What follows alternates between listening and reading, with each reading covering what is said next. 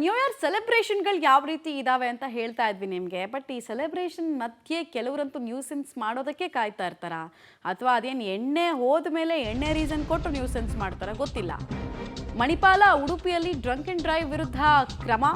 24 check ಪೋಸ್ಟ್ಗಳಲ್ಲಿ ಪೊಲೀಸರು ತಪಾಸಣೆಯನ್ನ ಮಾಡಿದ್ದಾರೆ. Bar ಮತ್ತು ಪಬ್ ಹೊರಗೆ ಚೆಕ್ ಪೋಸ್ಟ್ಗಳನ್ನು ಓಪನ್ ಮಾಡಲಾಗಿತ್ತು.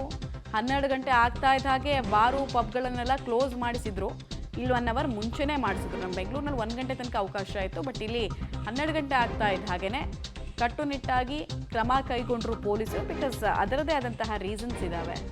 ದಕ್ಷಿಣ ಕನ್ನಡ ಭಾಗ, ಉಡುಪಿ, ಮಂಗಳೂರು ಅಂತ ಅಂದರೆ ಅಲ್ಲಿ 7 ಗಂಟೆನೇ ಆಲ್ಮೋಸ್ಟ್ ಎಲ್ಲ ಶಟ್ ಡೌನ್ ಆದಂಗೆ. ಅಂಥದ್ರಲ್ಲಿ 12 ಗಂಟೆ ತನಕ ಬಿಟ್ಟಿರೋದೇ ಹೆಚ್ಚು ಅಲ್ಲಿ. So drunk and drive test ಮಾಡಿಸಿದ್ರು. ಯಾರು ಲಿಮಿಟ್ ಮೀರಿ ಕುಡಿದು ಚಿತ್ತಾಗಿದ್ರು ಅವರೆಲ್ಲರೂ ದಂಡವನ್ನು ಕಟ್ಟಬೇಕಾಯಿತು. ಕೆಲವರಿಗೆ ಲೈಸೆನ್ಸ್ ರದ್ದಾಗುವಂತಹ ಭೀತಿ ಶುರುವಾಗಿದೆ.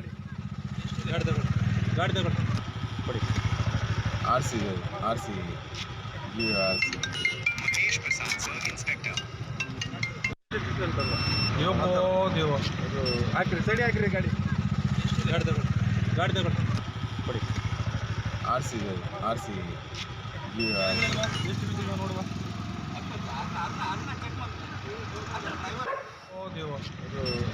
ಹಾಕ್ರಿ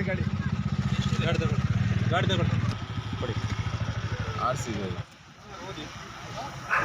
ಮೊಬೈಲ್